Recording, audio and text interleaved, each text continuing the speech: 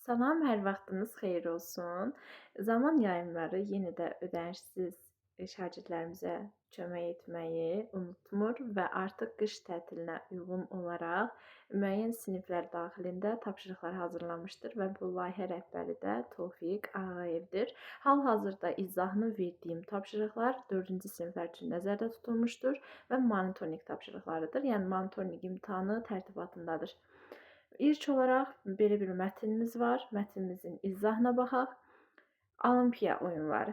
Olimpiya oyunları insanlıq tarixinin ən qədim və ən möhtəşəm idman ənənələrindən biridir. Onun əsası qədim Yunanıstanda eramızdan əvvəl 776-cı ildə Olimpiya şəhərində qoyulmuşdur. O dövrdə yarışlar yalnız kişi idmançılar arasında keçirilir. Məqsəd isə həm Zevs ilahəsini ucaltmaq, həm də Yunan şəhər dövlətləri arasında sülh və birliyi təşviq etmək idi. Qədim Olimpiya oyunlarında cəmi bir neçə növ qaçış, disk atma, güləş, uzuna tullanma və araba yarışları yer alırdı. Oyunlar 4 ildən bir təşkil olunur və bu dövrə Olimpiyada deyilirdi.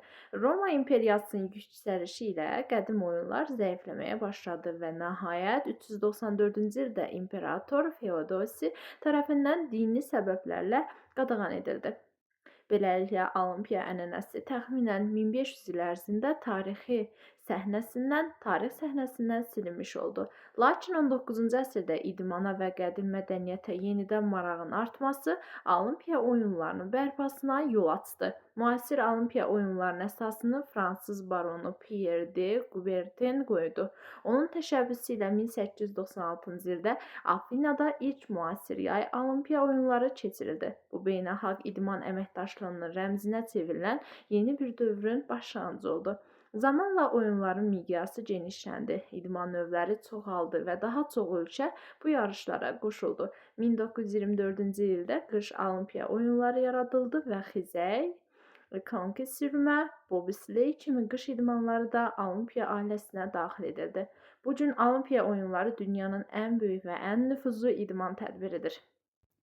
Oyunlar artıq yalnız idman yarışları deyil, həm də mədəniyyətlərin birliyi, xalqlar arasında dostluq və sülhün simvoludur. Müasir olimpiyadalarda yüzlərlə ölkədən minlərlə idmançı iştirak edir və onlarla idman növü üzrə mübarizə aparır. Yeni texnologiyalar, yüksək səviyyəli təşkilatçı və qlobal tamaşaçı auditoriyası Olimpiya oyunlarının bəşəriyyətin ən möhtəşəm idman bayramına çevirir.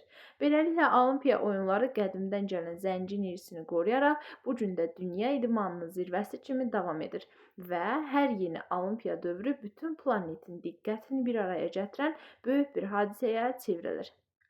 Yəni, uşaqlar, gördüyünüz kimi Olimpiya oyunları haqqında elmi bir mətindir. Yəni, informativ bir mətindir. Biz bilirdik ki, bədii və informativ mətnlər olur. Bu isə bizə təqdim olunan mətin isə informativ mətindir və indi isə keçək suallara. Deyir ki, Olimpiya oyunları nə məqsədlə keçirilirdi? Uşaqlar, yenə də deyirəm, mətni bir dəfə oxumaqla kifayətlənmə. Gördün, yenə suallara cavab verə bilmirsən. Qayıt bir də oxu həmin mətni. Burada deyir ki, Olimpiyada oyunları yuxarıda da dedik ki, Zevs ilahəsini ucaltmaq üçün, bir də Yunan şəhər dövlətləri arasında sülh və birliyi təşviq etmək üçün, insanları əyləndirmək üçün xeyr, hökmdara tabe olduqlarını bildirmək üçün xeyr. Yəni, doğru cavab 1, 4. Daha sonra növbəti sualımıza keçək. Olimpiya oyunları nə üçün zəifləməyə başladı? Yuxarıda qeyd etdik ki, Roma imperiyası artıq yüksəlişini yaşadıqda, artıq Olimpiya oyunları da zəifləməyə başladı. Daha sonra da dedilər ki, ilahi bir səbəblərdən dolayı artıq Olimpiyada oyunların keçirilməsinə qadağan edildi. İdman növlərinin çoxalması üçün xeyr, müharibənin başlanması üçün xeyr, insanların hökmdara tabe olmaması ilə xeyr. Elə bir şey yox idi. Növbəti sual, müasir Olimpiya oyunlarının əsasını kim qoymuşdur? Yəni, müasir Olimpiya oyunları deyilir. Yenə qaydırıq həmin mətnə baxırıq. Görürsünüz, burada qeyd olunub. Deyir ki, müasir Olimpiya oyunlarının əsasını fransız baronu Pierre de Coubertin qoydu. Yəni ki, sən də variantda həmin adı görürsən. Deməli, hansı variantdır? C variantı, uşaqlar. Üçüncü sualda C. Növbəti, qış idman növlərinə nələr daxil edir? Orada artıq qış idman növləri yarananda, qışda da olduqda artıq var idi ki, orada deyirdi ki, xizək, konki sürmə və bobsley. Yəni ki, B variantı. Növbəti sual. İlk Olimpiya oyunları hansı idman növlərinə daxil idi? Deyir, ilk Olimpiya oyunlarına hansı idman növləri daxil idi? Lap yuxarıda qeyd olunmuşdur ki, deyir, qaçış var idi, hələ az idi də, oyun növləri qaçış idi, disk atma idi, güləş idi, uzundan tullanma idi. Yəni doğru cavab D variantı. Mətnin əsas hissəsində verilməyib. Biz bilirik ki, uşaqlar, mətnimizin giriş hissəsi var, əsas hissə var, bir də nəticə və ya sonluq hissə var. Giriş hissə Olimpiada oyunları haqqında məlumat verdi. Əsas hissədə isə görək hansılar verilməyib. Məsələn, Olimpiya ənənəsi təxminən 1500 ərzində davam edir. Gəlin mətnimizə bir dənə baxaq. Mətnimizə baxıb görürük ki, baxın, bunu mətni 3 hissəyə bölsək, 776-cı ildə yalnız kişi məqsədi olurdu və yaxud da belə. Bu da Olimpiada haqqında bax məlumat verir. Bax, bura olsun sənin giriş hissən. Tutaq da, bura sənin giriş hissəndir. Sonra burada əsas hissə artıq Olimpiada oyunları haqqında məlumat verir. Nələr keçirilirdi, necə keçirilirdi. Bax, bura bu orta hissə əsas hissən olsun. Bu axırıncı son hissəmiz isə burada artıq nəticə və beləliklə hər il davam etməyə başladı. Artıq ölkələrin bir araya gətirdi, planetdəki bütün insanların diqqətini mərkəzə gətirdi. Yəni artıq burada nəticə hissə və sənə son olaraq burada deyir ki, əsas hissədə verilməyib. Olimpiya ənənəsi təxminən 1500 ərzində tarixdən silinməz. Elə əsasda ən maraqlı məlumat olan yer buradır. Yəni A variantı var. İmperator Feodisi tərəfindən qadağan edilməz. Gəl elə mən bu işarələdiyim yerə, əsas hissəyə baxaq görək. Belə bir şey varmı? Bəli, bəli. Elə bax diqqətinə çatdırım ki, burada var ki, 394-cü ildə İmperator Feodisi tərəfindən dini səbəblərlə qadağan edildi. Yəni əsas hissədə bu da var. Yəni ki, B variantı da var əsas hissədə. Olimpiya oyunlarının əsası nə zaman qoymuşdur? Xeyr, bu lap elə giriş hissədə verir. Giriş hissədə sənə Olimpiyada nə edilirdi, nə vaxt qoyulub, bax o haqqında məlumat verirdi. Yəni ki, uşaqlar, burada C variantıdır. Doğru cavabımız 19-cu əsr idmanı və qədim mədəniyyətin yenidən maraq artması. Bu da artıq əsas hissədədir. Növbəti sual, 7-ci sual. Mətndə hansı sualın cavabı yoxdur? Baxın, Olimpiya oyunlarının yaranma səbəbi nədir? Var idi. Orada da mətnimizin giriş hissəsində deyir. Olimpiya oyunları bir müddət keçirməsi səbəbi nə idi? Dedik ki, dini səbəblərdən və Roma imperiyasına yüksəlişi baş vermişdir. Müasir Olimpiya oyunlarının yaradıcısı kimdir? O da bayaq yuxarıdakı sualda dedik ki, Kuberton tərəfindən, səhv etmirəmsə o idi. O yaratmışdı. Olimpiya komitəsinin sədri kimdir? Belə bir şey yox idi. Yəni D variantı. Sonra nüfuzlu sözünün fonetik təhlilinə səhvə yol verilmişdir. Deyir, fonetik təhlilində səhvə nə yol, daha doğrusu səhvə yol vermişdir. Baxaq. Baxın, nüfuzlu. Nüfuzlu. Bu şəkildə tələffüz olunur. Və deyir ki, sözün fonetik 7 hərf, 7 səs var. 1, 2, 3, 4, 5, 6, 7. 7 səs var. 1, 2, 3, 4, 5, 6, 7. 7 hərf var, düzdür? 3 hecadan ibarətdir. Demişik ki, nədir? Hərfdir, hecadır bunlar. Yazışa görə aparılır. 1, 2, 3, bəli, 3 hecadan ibarətdir. Nüfuzu şəklində düz ayrıblar. Bütün saytlar qapalıdır. Bəli, bəli, bütün saytlar da qapalıdır. Amma L cincirlidir. Burada fərq nə vardırsa L D-ya keçdi. Yəni L cincirli sonlar samitdir. Artıq burada elə bir samit qalmadığına görə A variantı səhv fikirdir. Sonra Olimpiya oyunları haqqında verilmiş məlumatlardan hansı səhvdir? Baxın, Olimpiya şəhərində əsası qoyulmuşdur. Aha, bəli, doğru fikirdir. İlk yarışlar kişi idmançıları arasında keçirilirdi. Bəli, ilk Olimpiya oyunları qış idman növlərdə yer verilirdi. Xeyr, ilk dəfədən qış idman növlərindən yer verilmirdi. Oyun 4 ildən təşkil olundu. Bu da lap başda elə bizə deyib. Yəni C variantı. Hansı simvollar göstərilmiş? Sözün yazılışı ilə deyilişi fərqlənmir. Aha, gəl baxaq görək mətnimizdə hansı simvollar göstərilmişdir. Burada baxın, var dairəvi təşəbbüsü. Təşəbbüsü sözü heç bir fərqli tələffüz olmur. Yazıldığı kimi deyilir. Oyunları l-ya keçidi fərqlənir. Dostluq fərqlənir. Minlərlə fərqlənir. Yəni ki, təşəbbüsü dairəvi simvolla göstərilmiş sözün yazılışı və deyilişi fərqlənmir. Yəni ki, uşaqlar, burada doğru cavab B variantıdır. Növbəti mətnimiz Riyaziyyatçıların şahı. 1777-ci ildə kasıb bir il idi. Kasıb bir Alman ailəsində oğlan uşağı dünyaya gəldi. Adını Karl qoydular. Hələ uşaqkən Karl ətrafdakı gördüklərinə hədsiz maraq ilə seçirdi. Daim valideynlərinə cürbəcür suallar verirdi. Ata-anası səbirlə onun bütün suallarına cavab verməyə çalışırdı. Amma suallarının ardı arası kəsilmirdi. Bir gün Karlın əlinə bir kitab keçdi. O kitabı vərəqləyib içində cürbəcür işarələr olduğunu görəndə soruşdu. Ana, bunlar nədir? Hərflərdir. Hərflər nə üçündür? Yazıb oxumaq üçün. Bu kitabda nə yazılıb? Anası kitabı ona oxudu. Karl valeh oldu. Bu nə möcüzədir? Hərflərdən sözlər əmələ gəlir. Sözlərdən cümlələr düzəlir. Bu cümlələr isə insana o qədər maraqlı şeylər danışır ki, ana, mənə oxumaq öyrət. Anası 3 yaşlı oğluna baxıb gülümsədi. Hələ çox tezdir oğlum, biraz böyüyərsən, məktəbə gedərsən, yazıb oxumağı öyrənərsən. Tələsmə. Amma balaca Karl gözləmək istəmədi. O soruşa-soruşa özü hərfləri öyrəndi və yazıb oxumağa başladı. Karlın riyazi qabiliyyəti də göz qabağında idi. O saymağı bacarmaqla yanaşı müxtəlif hesablamaları fikrində yerinə yetirirdi. Hətta bir dəfə fəvvarə ustası işləyən atasının hesablamalarında səhv tapmışdı. Onda onun cəmini 5 yaşı vardı. Məktəbdə oxuyanda da Karl hamını öz dərrakəsi və məntiqi ilə heyran edirdi.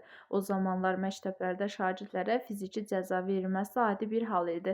Uşaqlar əlində qamçı sinifdə gəzən müəllimdən qorxaraq dərslərini səylə oxuyurdular. Bir dəfə müəllim dərsdə uşaqlara 1-dən 100-ə qədər ədədləri toplamağı tapşırır. Həmin dövrdə yazı yazmaq üçün məktəblərdə kağız qələmdən yox, kiçik taxta lövhələrdən, təbaşirlərdən istifadə edirdilər. Hər kəs 1-dən 100-ə qədər ədədləri lövhədə yazıb toplamalı idi. Bir neçə dəqiqədən sonra Karl tapşırığı yerinə yetirdiyini və cavabı tapdığını söyləyib lövhəsini müəllimin yazı masasına qoyur. Müəllim şübhə ilə ona baxır, hətta hədələyir. Səhv olsa, başı ilə qamçısını göstərir. Uşaq cəsarətlə deyir: "Mən düz hesablamışam, cənab müəllim." Dərsin sonuna qədər bütün şagirdlər tapşırığı yerinə yetirib lövhələrini müəllimə verirlər. Müəllim tapşırığı yoxlayıb heyrətə gəlir. Hamının cavabı səhv idi. Karlın cavabından başqa onun lövhəsində 5050 yazılmışdı. Müəllim çox təəccüblənir. 10 yaşında uşaq bir neçə dəqiqəyə bu cəmi necə hesablamışdı? Karl başa düşmüşdü ki, 1-dən 100-ə qədər ədədlər sırasında birinci və sonuncu, ikinci və sonuncudan əvvəlki, yəni kənarda eyni uzaqlıqda olan ədədlərin cəmi eynidir. 1, 100, 101, 2, 99, 101. 100-ün içində də belə cüt ədədlərin sayı 50 dənə idi. 50-ni də 101-ə vuraraq cavabı asanlıqla tapmışdı. Yəni 5050 bu balaca istedadın ilk riyazi kəşfi idi.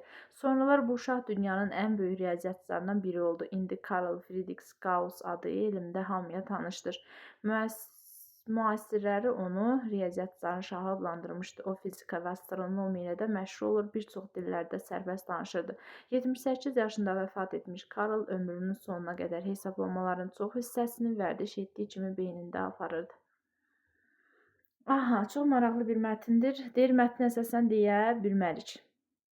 Karlın hansı millətə məxsus olmasını, yəni elə burada var. Çünki deyir, adını Karl qoymuşdu. Hədsiz Karl elə bunun yəni ingilis olduğunu da deyə bilərik, elə adına uyğun olaraq. Atasının hansı işlə məşğul olması fəvvarə ustası idi. Hadisələrin baş verdiyi zamanı qeyd edə bilərik. Karlın müəlliminin kimliyini. Xeyr, Karlın müəlliminin kimliyini deyə bilmərik. Daha sonra çərçivədə verilmiş ifadənin qarşılığı ola bilməz. Yəni çərçivədə qarşılıq məncə burada valeh olmaq sözü idi. Onun da qarşılığı ola bilər. Yəni ola bilməz deyir. Heyran olmaq ola bilər, vurulmaq ola bilər, bəyənmək ola bilər, amma qorxmaq ola bilməz. Karlın iç riyazi kəşfi sayıla bilər. Karlın iç riyazi kəşfi 1-dən 100-ə qədər ədədlərin toplanma qaydası idi. O, onun iç riyazi kəşfi idi. Sonra Rom qırmızı simvolla vermişdir. Sözün fonetik tərindəki səhvi müəyyən edin. Uşaqlar, qırmızı simvolla verilmiş söz görək nədir? Hətta. Yəni hətta qoşa eyni cinsli samitdir. Samit qoşalı var və tələffüzü belə olur. Hətta. Yəni müəllimimiz da elə yazdı ki, belə. Bütün samitlər cinciltilidir və səhv istəyir bizdən. Gəl baxaq. H çardı. T nədir? T da çardı. D cinciltilidir və sənə deyir ki, bütün samitlər cinciltilidir, səhvdir. Elə səhv variant. Ahəng qanun gözlənilməyib, düzdür. 2 hecədən ibarətdir, düzdür. Saitlər açıq və dodaqlanmayandır, açıqdır və dodaqlanmayandır, düzdür. Yəni səhv olan elə variantıdır. Hadisələrin baş vermə ardıcıllığını deyir, müəyyən edin. Baxın. Birinci riyaziyyatçıların şahı adlandırılması. Yox.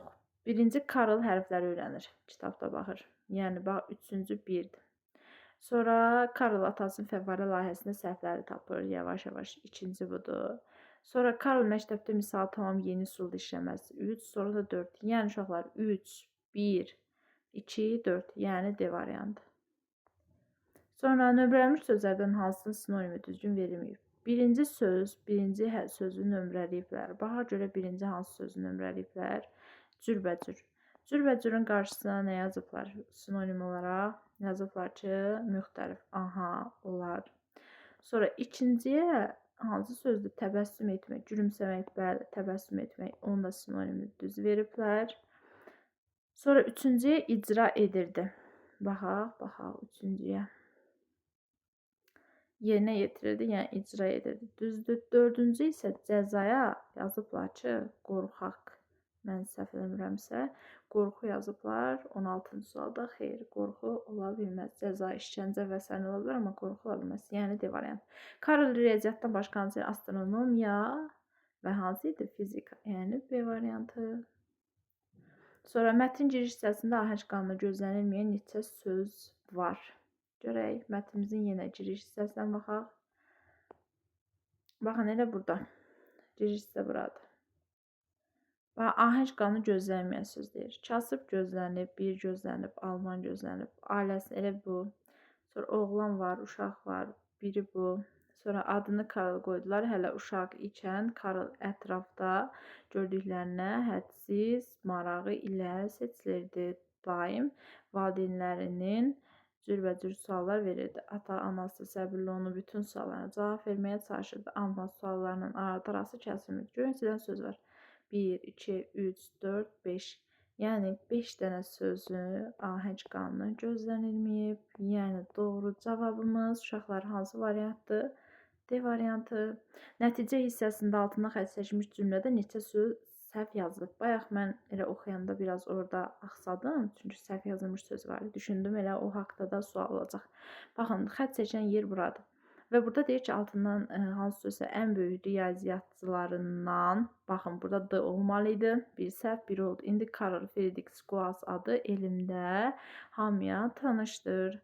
Müasirləri, baxın, bir dənə riyaziyyatçıların şahı adlandırmış. Bir də elmdə sözündə, bax, elm. Belə yazıda neçə söz səhvdir uşaqlar? 3 dənə söz səhvdir. İnşallah ki, diqqətimdən qaçmadı. Yəni 3 dənə söz. Doğru cavab hansıdır? B variantı. Deyir, mətn yonatları sözün hansıdır? Ağıllı, qəm yeyər, ağılsız, qam çıxır. Ağıl fikirləşincə dərd say keçər. Belə bir mənası. Yəni uyğunluq deyil. Axmaq da susanda ağıllı görünər. Xeyr, C variant. Ağıl yaşlı deyil, başladı. Onun yaşı az olsa da çox ağıllı idi, savadlı idi. Aha, deməli 3 dənə mətnimiz var. İndi isə 7 narçubu. Yəni bu mətn çox tez-tez rastlanır gələn mətnlərdən biridir. Sizə də tanış gələcək. İndi oxuyaq görək bu mətndə söhbət nədən gedir? 7 nar çubuğu. Biri var idi, biri yox idi. Bir kişi var idi. Bu kişinin 7 oğlu var idi. Qardaşlar həmişə bir yerdə yeyib içər, bir yerdə də dolanardılar. Hamı onların mehribanlığına həsəd aparardı. Heç bir düşmən onlara bata bilməzdi. 7 qardaşa nəinki düşmən, hətta yırtıcı heyvanlarını gücü çatmazdı. Bunlar ova gedəndə həmişə bir yerdə gedərdilər. Ayını, canavarı, şiri, pələngi diri-diri tutardılar. Zarafat deyir, 7 qardaşın bir şirin əlindən, biri ayağından, biri quyruğundan, başından, qərəz hərəsi bir yerindən yapışsa, şir deyir, heç fil də bunlara bata bilməzdi. Aylar dolandı, illər keçdi. Qardaşlar evlənib oğul uşaq sahibi oldular. Hərəsi bir yerdə imarət alıb ayrıldılar. Bir-birlərinin evlərinə gediş-gəlişlər azaldı. Ova gedəndə də tək-tək getdilər. Aralarında soyuqluq yarandı. Düşmənlər də bu fürsətdən istifadə edib onları təklikdə hücum edərək evlərini taladılar, özlərini hörmətdən saldılar. Qardaşlar ova getdikləri üçün əliboş qayıtdılar. Ataları lap qocalıb əldən düşmüşdü. Övladları hərdən bir onun yanına gələndə öz dolanacaqlarına narazı edirdilər. Ata gördü ki, belə getsə oğlanların halı yaxşı keçməyəcək. Odur ki, at onların hamısını bir yerə yığıb dedi: "Oğlanlarım, sabah mənim yanıma gələrsiniz. Özü də hərəniz barmaq yoğunluğunda bir nar çubuğu gətirərsiniz." Oğlanlar hamısı baş üstə deyib getdilər. Səhər atalarının yanına gələndə hərəsi bir nar çubuğu gətirdi. Ataları 7 nar çubuğunu əlinə alıb dəstələdi, ortasından da möhkəm bir iplə bağladı. Oğlanlarına verib dedi: "Oğlanlarım, gücünüzü sınayın, görün bunu hansını sındıra bilərsiniz." Qardaşlar nə qədər çalışdılarsa, heç biri çubuq dəstəsini qıra bilmədi. Bu dəfə kişi dəstəni açıb çubuqları tək-tək oğlanlara verib dedi: "İndi bu çubuqları qırın, görüm gücünüz çatırmı?" Qardaşlar hərəsi bir nar çubuğunu götürüb qatlayan kimi iki böldülər. Sonra üzlərini atalarına tutub dedilər: "Ata, bu çubuqları qırdırmaqda məqsədin nədir? Bu işdən bizi agah elə." Qoca dedi: "Balalarım, bu çubuqlar siz 7 qardaşsınız. Nə qədər ki bir-birinə bağlanmış bu çubuqlar kimi bir yerdəsiniz, kefi kök, damağı çağ dolanacaqsınız. Heç kimin də sizə gücü çatmayacaq. Elə ki bir-birinizdən ayrıldınız, düşmənlər sizi təkləyib nə istəsə edə bilərlər. Aha, gəlin bir-birinizdən uzaq gəzməyin, bir-birinizin sözündən çıxmayın. Onda güclü, xoşbəxt olarsınız." Qardaşlar atalarının bu doğru nəsihətindən sonra yenidən bir yaşamağa başladılar. O gündən sonra heç kim 7 qardaşın qabağına çıxa bilmədi. Mətnə uyğun olmayan tarz sözü hansıdır? Deyir, dostun göstər, deyim sən kimsən? Xeyr, əlaqəsi yoxdur. El bir olsa, dağ oynadar yerindən. Tək əldən səs çıxmaz. Bəli, uşaqlar. Daha doğrusu, burada səhv elədim. Necə ki, deyir ki, uyğun olmayan atlar sözü, dost göstər, deyim kimsə, elə variant B, C də. Deyirəm ki, niyə B-dən C uyğun gəlir də? Elə A variantı uşaqlar. Çünki burada uyğun olmayanı istəyir. Yəni, doğru cavab A variantı. Sonra, dolanmaq sözünün mətndə ifadə etdiyi mənası hansıdır? Yəni, keçinmək mənasında. Doğru cavab, baxın bir dənə mətnə, baxın bir dənə. Ola bilsin ki, dolanmaq başqa mənada ola bilər. Baxaq görək dolanmaq sözü hardadır. Deyir, onun yanına gələndə öz dolanacaqlarına narazılıq edirdilər. Dolanacaqlarından. Yəni, burada da deyir, ifadə etmədiyi, yenə ifadə etmədiyi məna, yəni keçinmək, yaşamaq, qazanmaq, fırlanmaq mənasında deyil. Qardaşlar nə üçün ovdan əlboş qayıtdılar? Çünki ova tək getdikləri üçün. Hamısı tək-tək getdilər, artıq gücləri də çatmır, amma bir yerdə olanda gücləri çox yaxşı çatırdı. Simvolla göstərmiş ifadənin mənası hansı bənddə düzgün verilmişdir? Baxaq görək simvolla göstərilmiş nədir? Kefi kök. Yəni, uşaqlar xoşbəxt.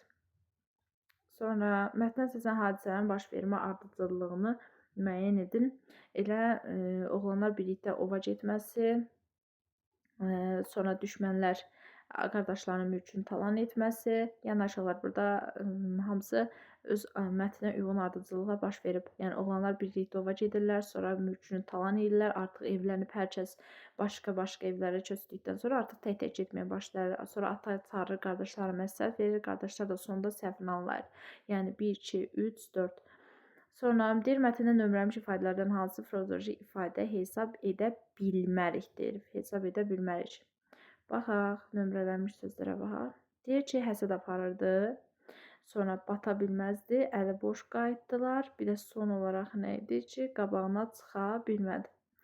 Yəni, bizə də deyir ki, neçə nömrəli sözdə, ifadələrdə Frazoji birləşmə hesab edə bilmərik. Yəni fikrim biraz dəyərli uşaqlar, üzrlü sayın. Aha, əliboş qayıtmaq. Yəni əliboş həqiqətən də qayıda bilərsə, həsəd aparmaq, bata bilməzdi, qabana çıxa bilmirdi. Yəni bunlar frazoji birləşmədir, amma əliboş qayıtmaq frazoji birləşmə deyil uşaqlar. Yəni doğru cavab C variantı. Altından xətt çəkilmiş cümlədə neçə söz səhv yazıb? Yenə baxaq görək altından xətt çəkilmiş söz cümlədə neçə söz səhv yazıb? Qardaşlar olmalı idi. Atalarının bu doğru nəsihətindən sonra yenidən birləşdilər, bir-birinə kömək etdilər, günlərini xoş keçirməyə, mehriban yaşamağa başladılar. Yəni 1, 2, 3, 4 dənə söz səhv yazıb. Yəni 4 dənəsi səhv yazıb. 27-ci sualda bir də baxaq görək, nəsə gözümüzdən qaçmayıb. Baxın, qardaşlar atalarının bu doğru nəsihətindən sonra yenidən birləşdilər. Bir-birinə kömək etdilər. Günlərini xoş keçirməyə, mehriban yaşamağa başladılar. Qardaşlar 1, nəsihətlərini 2, birləşdi. Burada hə uşaqlar. Baxın, birləş bu tərəfə keçib deyə belə olmalı da birləş elə keçməli. Amma bunlar birləş. Yəni l-lıya keçib. Biri də burdadır. Yəni 5 dənədir. 5 dənə söz səhv yazıb. Yəni ki, uşaqlar A variantıdır. Sonra ata oğullarını nə üçün çağırdı? Vəsiyyət etmək üçün, onların ayrılığından nigaran olsun, oğlanlarının kömək istəmək üçün. Xeyr, onlardan nigaran, o artıq düşündü ki, belə getsə, onlar daha pis vəziyyətə düşəcək. Mətnin nəticə hissəsində neçə say işlənmişdir? Aha. Mətnin nəticə hissəsində neçə dənə say işlənmişdir? Gəlin baxaq. Baxın uşaqlar, nəticə isə bax düz buradır. Burada da balalarım bu çubuqlar siz 7 qardaşsınız, nə qədər ki bir-birinə bağlı tutulmuş bir yerdəsiz, keyfi kök damağa çağ, heç kimdəsə gücü çatmayacaq. Elə ki bir-birinizdən ayrıldınız, düşmənlər sizi təklimlərsiniz, gəlin bir-birinizdən uzaq gəzməyin. Elə burada da bircə dənə say var uşaqlar. Yəni 29-cu sualda A variantı. Ata oğullarının vəziyyətindən necə xəbərdar oldu?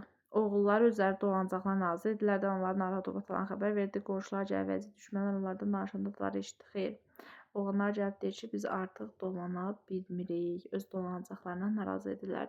Yəni A variantı uşaqlar. Sonra artıq gəlir riyazi suallarımız. Burada uşaqlar deyir ki, 10 minliklərə qədər yuvarlaqlaşdırdıqda 200 min ana ədəd hansıdır? Yəni bunu elə variantdan da yoxlaya bilərik. Təkcik onluq, 100 minlik, 10 minlik. 10 minlikdə yuvarlaşdıranda 5 və 5-dən böyük olanda artıq nə olur? Bu olacaq 210 min. Sonra yenə təkcik onluq, 100 minlik, 10 minlik artacaq, eləcə olacaq 200 min. Yəni aşağılar elə hansı variantdır? Elə bir variantıdır. Bax, məsələn, təkcik onluq, 100 minlik, 10 minlik. Yanındakına 3, 5-dən kiçik deyə olduğu kimi qalacaq o mərtəbə 210 min, təkcik onluq 100 minlik, 10 minlik, yenə 5-dən kiçik deyə olacaq, bu da 190 min.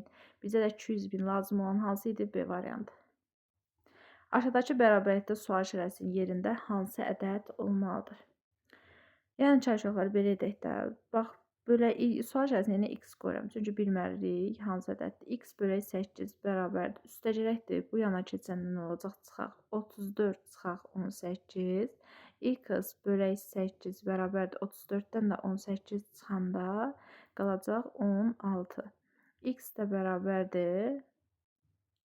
Biz tapmalıyıq ki, neçəni 8-ə böləndə 16 edir də. 16 vuraq 8. Çünki bölək bu yana keçəndə vuraq olacaq. X də bərabər edəcək 128. Yəni uşaqlar hansı variantdır? A variantı. Sonra boş xanaya uyğun gələn ədəd hansıdır? Bax, 2 dənə 10 minliyin eləyəcək 20 min. 532 də orada olanda oladı nə? 20 min 532. Yəni 34.532-dən də 20.532-ni çıxacam. Qalacaq 4000. 4000-ni də necə yaza bilərsən ki? Daha doğrusu uşaqlar 14000 qalacaq.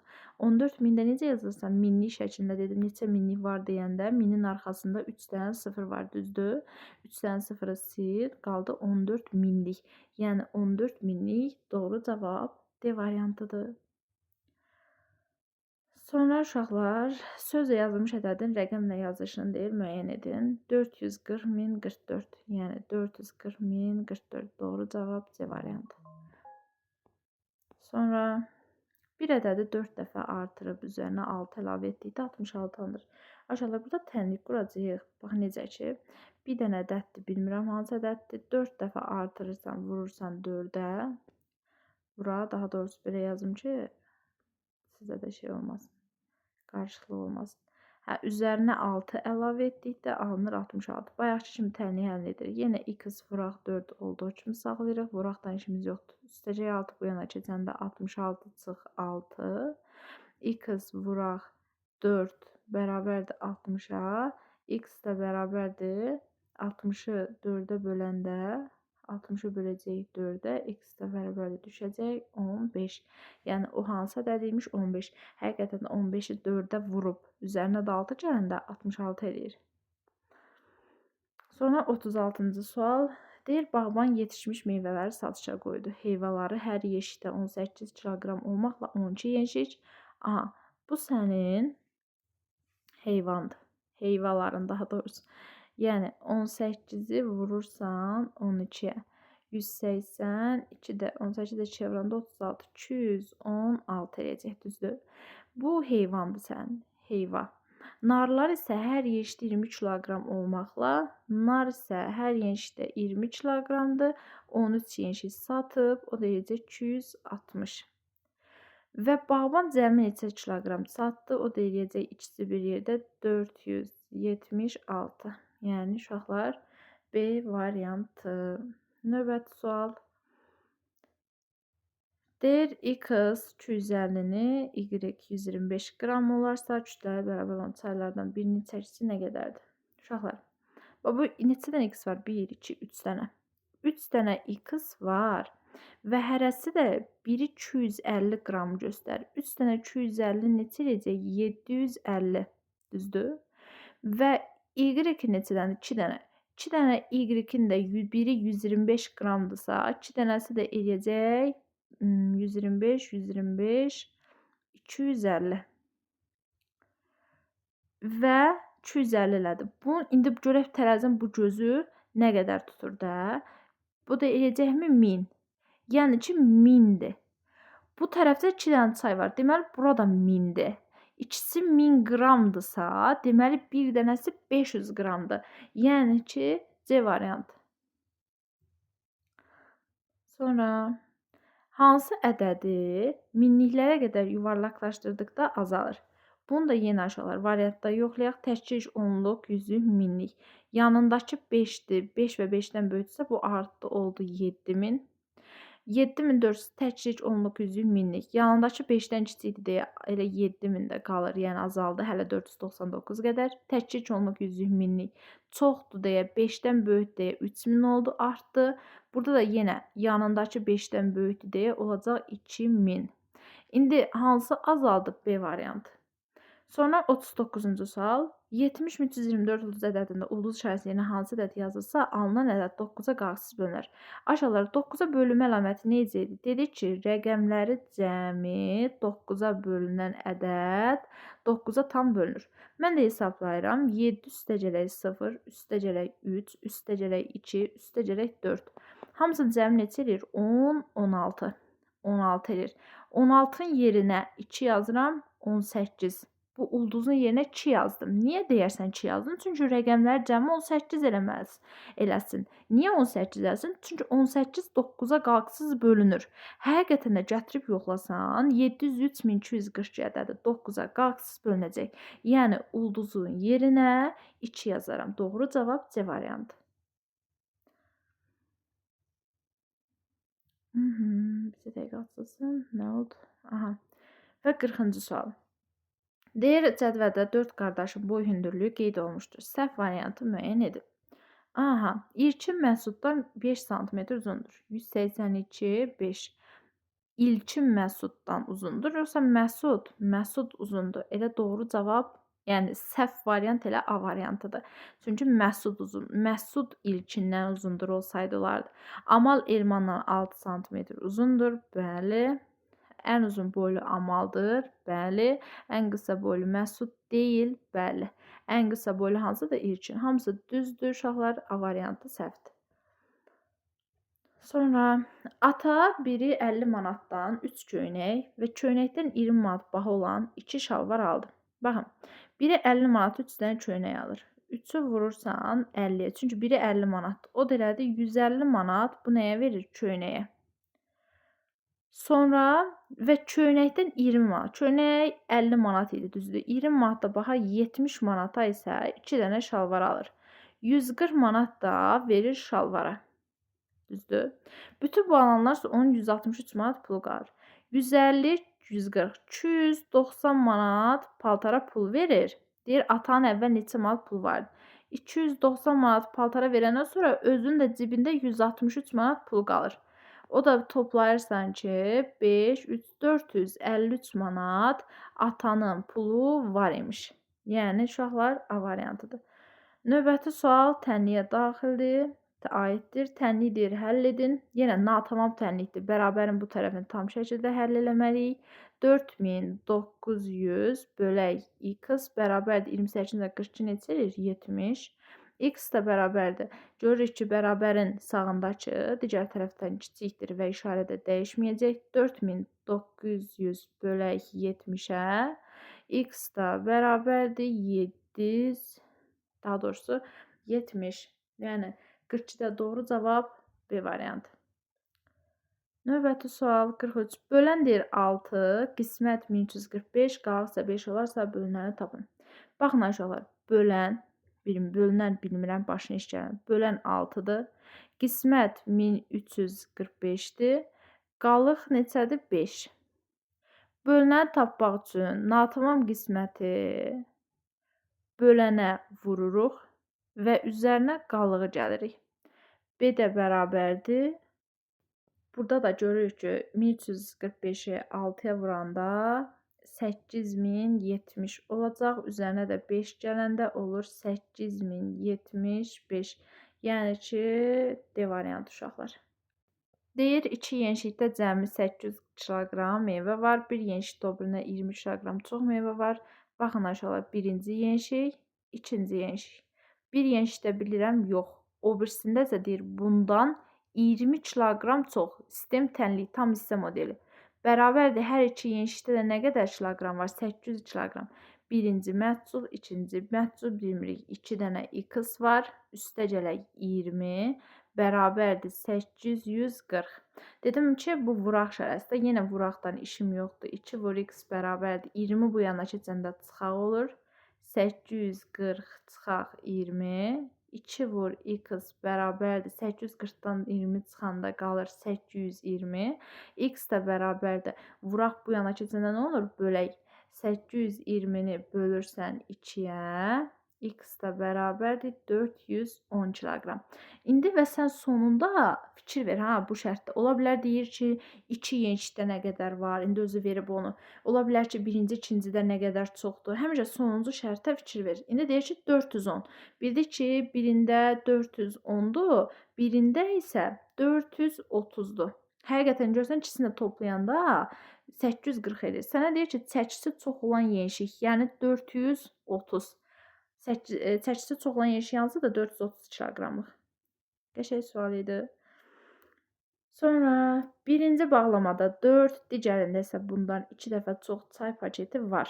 Bir çay paketinin kütləsi 500 qram olarsa, 2 bağlamada cəmi neçə qram çay olar? Məsələnin həllini yoxun, ifadəni seçin. Aha, belə oxuduğunu görsən ki, heç nə anlaya bilmədik. Birinci bağlamada 4 dənədir. Digərində isə bundan 2 dəfə çox. Yəni, bunda 4 dənədirsə, bu birisində 8 dənədir. Bura kimi yazdıq. Bir çay paketinin kütləsi isə 500 qramdır. Yəni, biri 500 qramdır. olarsa 2 bağlamada neçə qram olar? Yəni neyniyəcəksən? Əlbəttə ki, yazacaqsan ki, 4 birindədir. Üstə gələk 8-i necə tapdım? 4 vuraq 2 şəklində. İndi ikisini də cəmi 8 bunda, 4 bundadır. Yəni ikisini də toplayıb vuracam 500-ə. Çünki bilirəm ki, hər ikisində də olan çayın, bir dənə çayın kütləsi 500 qramdır. Yəni buna uyğun da şərt hansı variantdır uşaqlar? Əlbəttə ki, C. Deyir ki, hansı bənddəki məhsul ən böyükdür? Gəl hesablayaq. Yenə aşağılar vuraqdır. Bu yana keçib. A bərabərdir. 76-nı bölürsən 19-a. A da bərabərdir, düşəcək 4 dəfə. X-dirsə, bu 4 dəfə 5-in 20. Məhsul 20-dir. Bu B burada 6-dır. Haradan tapdım? Çünki 72-ni 12-yə böldüm. Burada da D, yəni 5'dir. 5'dir mi? Daha doğrusu aşağılar 100'ü böləcəksən 24'ə. 100 24'ə necə bölünəcək? Bu nəsə burada deyəsən səhvlik düşüb. Yəsə tam bölünməsə də belə deyək də. 100'ü 24'ə böləndə 25 olsa 4 dəfə düşəcək. 3 tam nə qədərsə də bizə də ən böyük istəyir elə ən böyük 20 məhsul hansıdır? B variantı 46-da B. Deyir, qalxı bölmə əməlində qismət və qalğın cəmi neçədir? Yəni aşağılar 9728-i böləcəyik 9-a. 9-un içində 9 bir dəfə. 7-nin içində 9 olmur. Ona görə buraya nə yazırsan? 0. 2-ni endirsən. 72-nin içində 9 8 dəfə. 72 0. Yenə 8-in içində 9 olmadan görə birisi 1080 eləyir. 1080 sənin qismətindir. Qallığın da 8-dir. O da üstə gələndə 1088. Yəni ki, aşağılar hansı variantdır? 47-də D variantı. Sonra keçək növbəti suala. Yəni ki, 48-ci sual. Yenə hesablama xarakterli sualdır 48. A deyir 64'dür. Baxın 64'ü bölür 8'ə. Üzərinə gəlir B-nin qiyməti 323.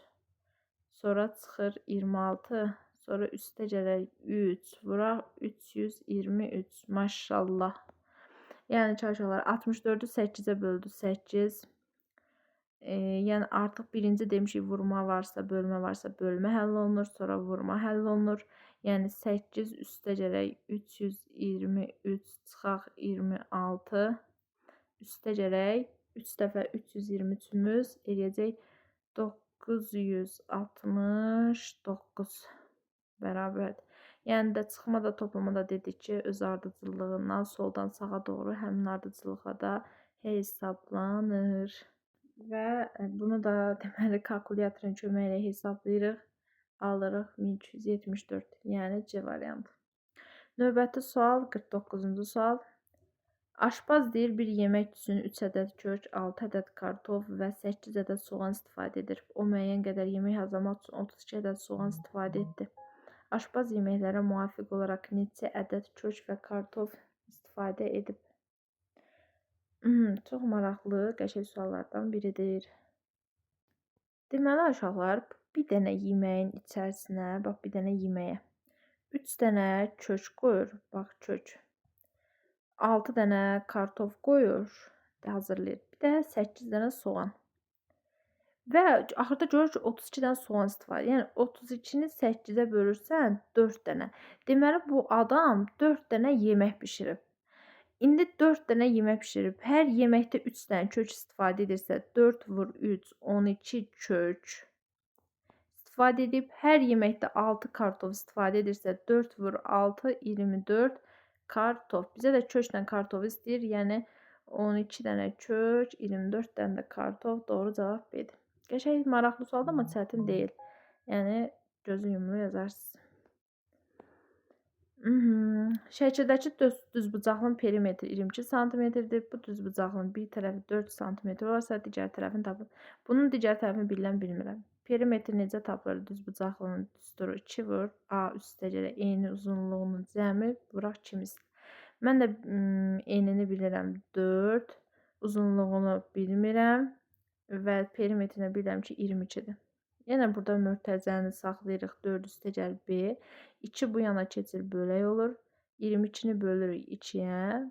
4 üstə gələk B bərabərdir 11. 22-ni 2-yə böləndə B də bərabərdir 11-dən 4 çıxırıq. Nə qalır? Aşılar tənlikdə 2 bərabərli olmur, amma daha burada yerim yox idi. 11-dən 4 çıxırsan 7. Yəni B-miz 7-dir. Yəni bunun uzunluğu 7 imiş və bunun sahəsini soruşur. Düzbucağın da sahəsi eninin uzunluğu hasilidir. Yəni 7 vuraq 4 bərabərdir 28. Yəni doğru cavab uşaqlar D variantıdır. Sonra növbəti sualımız 51. Deyir 4 metr ipək, 6 metr yun parça üçün 300 manat ödələr. 1 metr ipək parçanın qiyməti 36 manat. Bax, ipək parça 4 metr alıb, o da 36 manatdır. 24, 12, 144 manat. Bunlar nəyə verib? İpəyə. Bu da hamısı bir yerdə 300 manat verib. 300-dən çıxırsan 144 manat ipəyin pulunu, qalır 156 manat. 156 manatı da böləcəksən ki 6-ya ki, görək 1 metr yun parçası nə qədərdir. O da eləyəcək 2, 26 manat. Düz böldüksə, bəli. Deməli, 1 metr yun parçanın qiyməti 26 manatdır. Sonra uşaqlar növbəti 52-ci sualımıza baxaq. Deyir ki, yüzüklərə qədər yuvarlaqlaşdırdıqda 600 alınan ən böyük və ən kiçik ədədinin cəmini tapın. Aşağılar bunun yəni bir qaydası da var, amma ki qaydadan əlavə gəlin daha doğrusu hesablayaq. Biz mən uşaqlara da cədvəl şəklini göstərmişəm ki, yüzüklərə qədər yuvarlaqlaşdıranda 600 alınan ən böyük ədədi tap deyəndə üzərinə 49 gəlirsən, 649 ən böyük ədəddir. Yüzüklərə qədər ən kiçik ədədi tapanda 600-dən də 50 çıxırsan, qalır 550. Bu da ən kiçik ədəddir. Və sənə də bunun cəmini istəyir. Yəni bu bir qaydadır da. Bu ikisinin də cəmini eləyəcək 9, 9, 11, 1199. Yəni uşaqlar B variantı. Sonra keçək növbəti suala. Deyir 16322 ay ulduz olarsa, ay və ulduzun cəmi neçədir? Maşallah, maşallah. İndi uşaqlar 16322 üstə gələk ulduzumuz, üstə gələk ayımız bərabərdir. Əlbəttə ki, mən indi kalkulyatorun köməyi ilə hesablayacağam.